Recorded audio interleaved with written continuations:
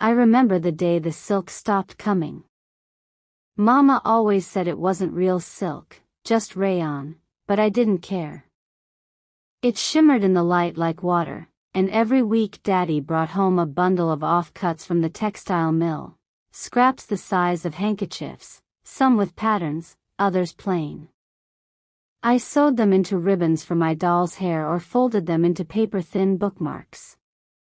But one Wednesday in March, 1946, there was nothing.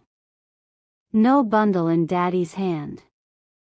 No smell of machine oil and cotton dust in his coat. Just silence.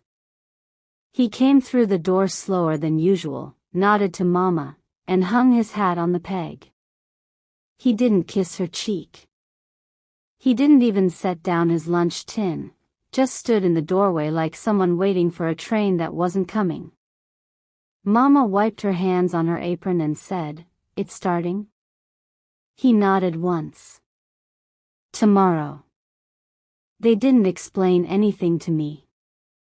But that was the first night Daddy didn't go back out for the evening shift. Our house sat third on Maple Street, just before the road dipped toward the river. There were 26 homes on that street.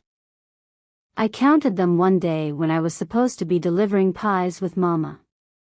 Every single house had someone who worked at the mill. You could hear the looms through the open windows on warm days, a steady clatter, like a train rolling over tracks too fast to see. I loved that sound.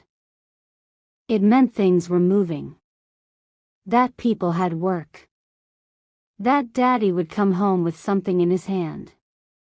After the strike began, the sound stopped. No looms. No trucks.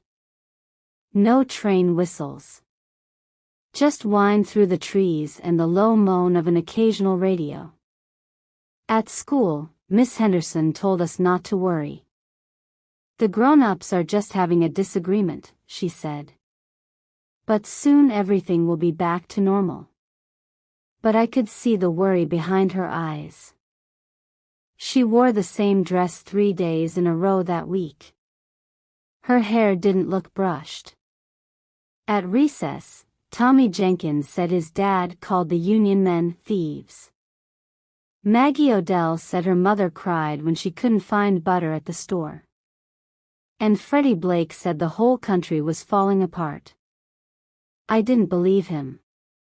Until I went with Mama to the grocer and saw empty crates where the oranges used to be. At night, Mama and Daddy whispered in the kitchen.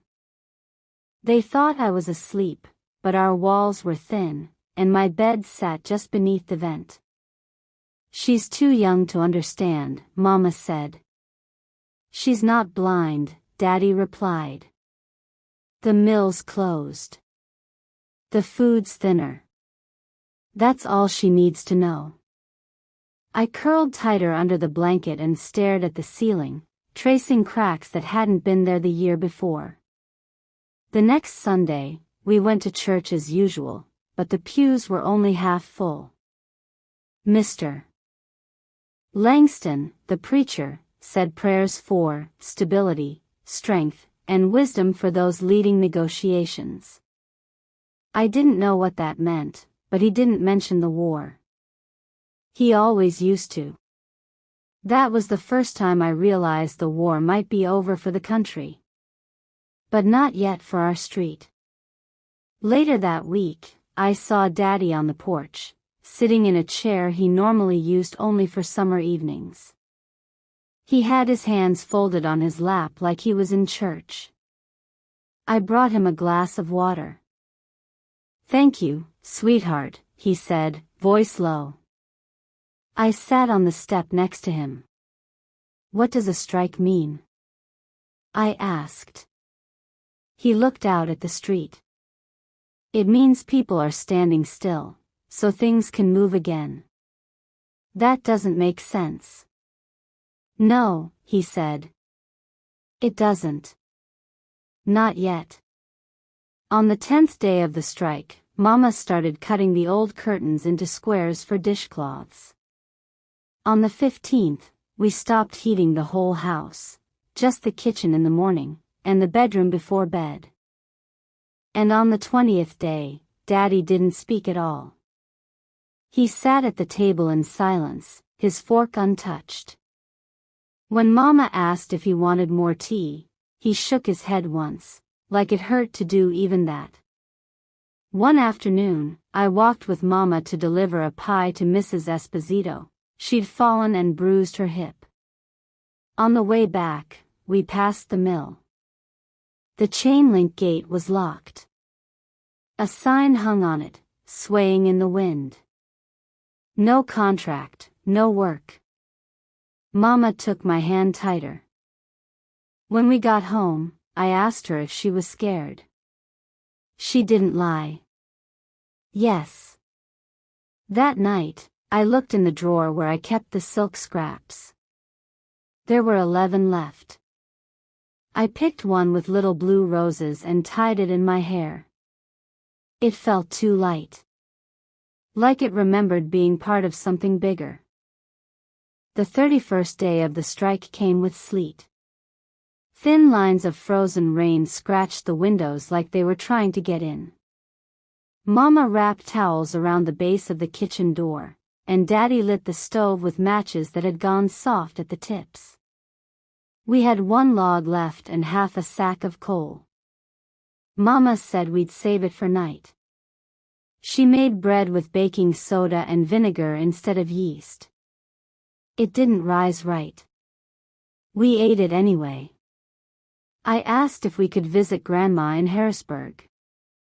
Mama said, "Not now, sweetheart." Then she smiled, too fast, too tight, and turned away. That night, Daddy sat at the kitchen table after supper, staring at his hands. They were rough hands, like bark from the trees in the yard. Hands that used to smell like factory grease and tobacco. Now they smelled like nothing. He was wearing the same flannel shirt for the 3rd day. The cuffs were thinning. I don't think he noticed. "Do you hate the men you're striking with?" I asked from the doorway. His head lifted slow. "No." "Do you hate the ones you're striking against?" He shook his head again. "Not even them." "Then why won't you just go back?" He stared a long time before answering. "Because if I do, your brother won't have anything to stand on when it's his turn." "But I don't have a brother." He looked at me. Soft. Sad. "You might one day." And that was the end of it. At school, we stopped getting milk at lunch. Miss Henderson told us there were delivery complications. Maggie Odell said it was because the drivers had joined the strike. Tommy Jenkins said it was because we couldn't afford it. Freddie Blake said we were all going to starve. I didn't believe him. But that night, Mama gave me the last apple and took none for herself. On the 39th day, the preacher came to our door. He brought canned peaches and a jar of peanut butter. Mama tried to refuse. He said, "Don't be proud. Be warm." We ate the peaches in silence. It was the sweetest thing I'd tasted in weeks. I dreamed that night of silk ribbons and Sunday dresses. By the 45th day, the town looked different. The windows at Granger's Market were boarded. The cinema hadn't changed its marquee in a month. A sign on the post office door said, "Mail delayed until further notice." Mrs. Hollis down the street hung a sheet out her window that read, "Give the men what they've earned." 2 days later, someone threw a brick through her porch light. One afternoon, Daddy didn't come home at the usual time. Mama didn't say anything, but I saw her pacing. She cleaned the same corner of the counter 3 times. He came in just after dark, smelling like snow and sweat. "I went to the line today," he said. Mama stopped. They brought in replacements. Out-of-towners. He sat down, hard, like something had given way inside him. They don't know the machines. They're breaking things. Did they speak to you? He shook his head. Didn't have to. Then he looked at me. Some of them were just boys, like I was once. That Sunday, the preacher opened the church for the first community supper since Christmas. No one had much, but everyone brought something. Mrs. Finley brought carrot stew. The Odells brought potatoes with mustard. We brought soda biscuits and jam. Mama had saved one last jar. We ate shoulder to shoulder. People smiled, not wide, but real. One man played the fiddle for a bit before the strings snapped. And for the first time in weeks, I heard laughter. At school, Miss Henderson gave us an assignment. Write a letter to someone you miss. I wrote to the Silk. Dear Silk. I don't know where you went. We used to make things together. I hope you're still shining somewhere. I miss you. Please come back when it's safe. I didn't show it to anyone. But I folded it and tucked it into my pencil case. Just in case. On day 52, something shifted. Daddy shaved for the first time in weeks. Mama opened the windows even though it was still cold. We heard talk on the radio, the kind Daddy used to turn off, but this time he let it play. Words like deal, agreement, return to work. Nothing was certain. But it was something. That night, I took out the last 2 silk scraps I had. One I gave to Mama. The other I tied around the doorknob to Daddy's room. It was a way of saying, I know what you've done. I see you. I remember. The morning the news came, the radio wasn't even loud. Mama had propped it on the windowsill while she peeled potatoes, and a man's voice threaded through static, agreement reached. Return to work to begin within 48 hours. He kept talking, details, dates, signatures, but Mama had already set down the knife and covered her mouth with her hand. Daddy didn't say anything at first. He took his coat from the peg and stood there with it in his arms like he was checking if it still fit the life he'd left hanging there. Then he put it on. Buttoned it all the way to the top. Sat down. Stood up again.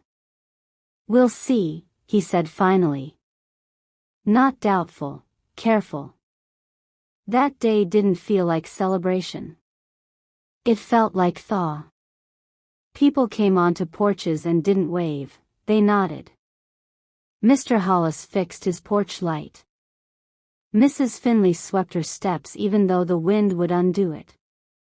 The post office opened the window again and promised normal service soon, which made some folks laugh for the first time in a while.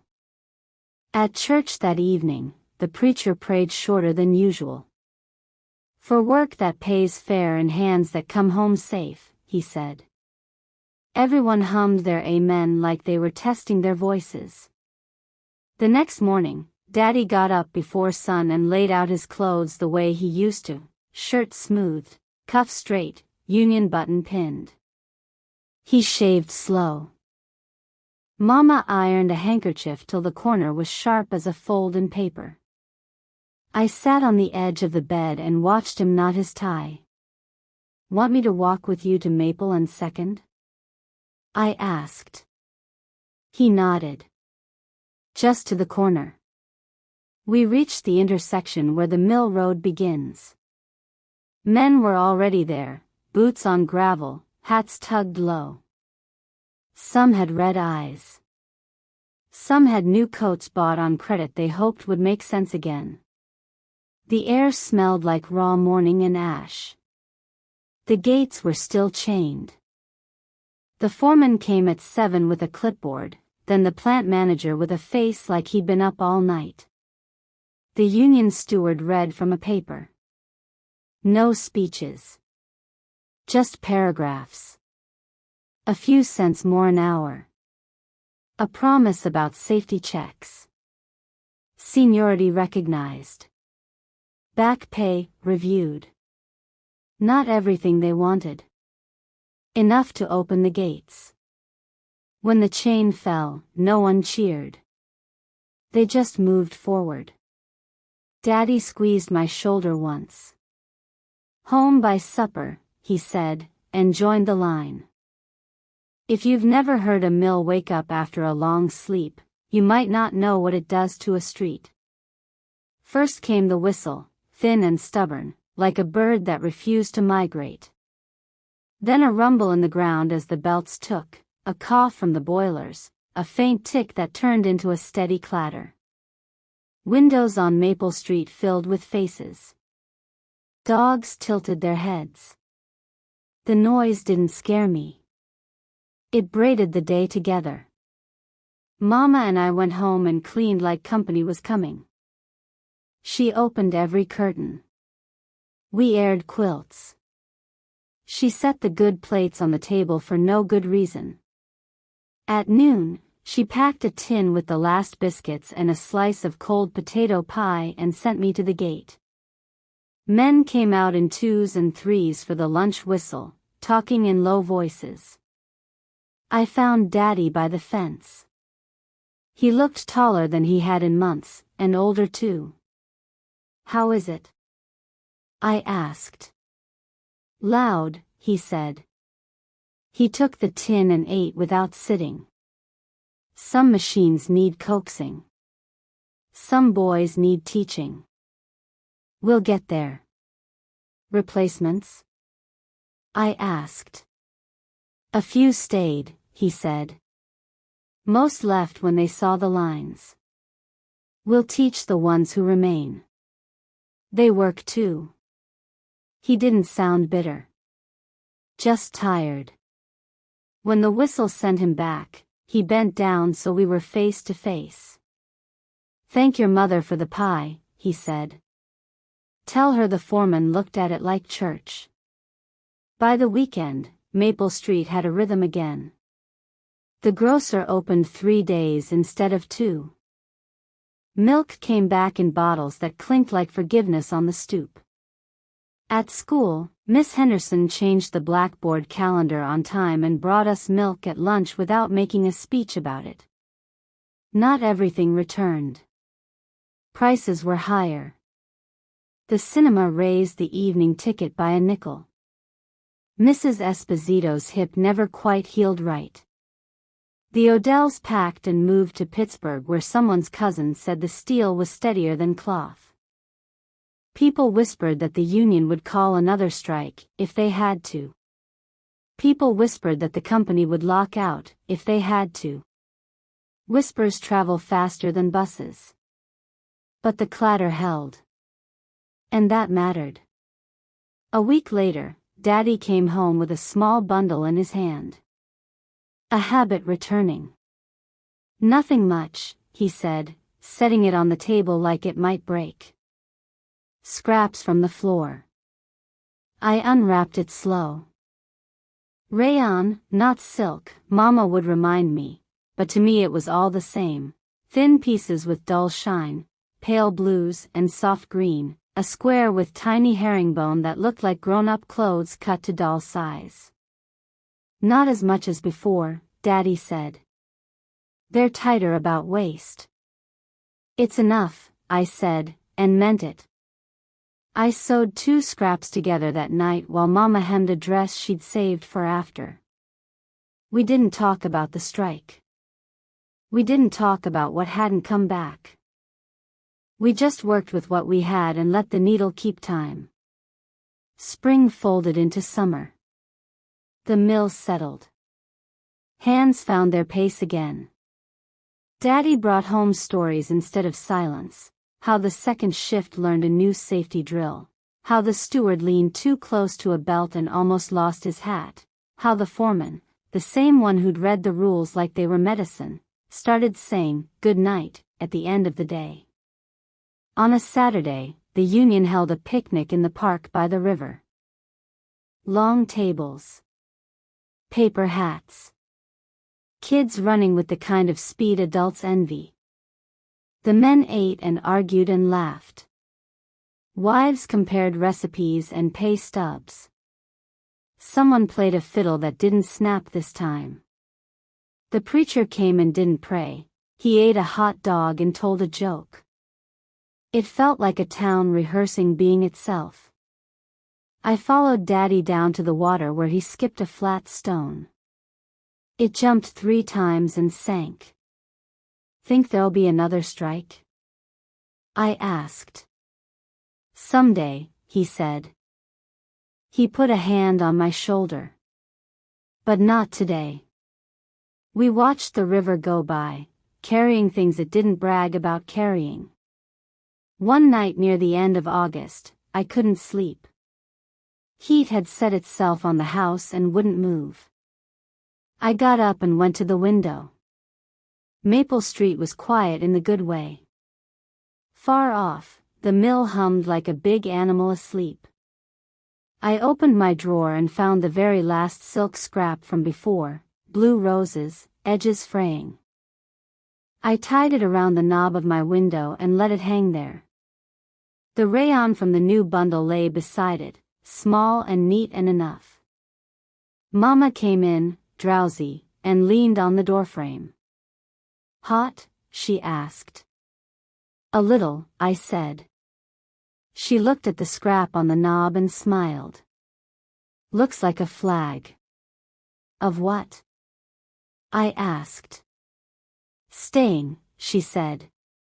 "Coming back." "Both." She kissed my hair and left the door open a little so the hallway cool could find me. If you stopped me now and asked what I remember most about that year, I wouldn't say the slogans or the speeches.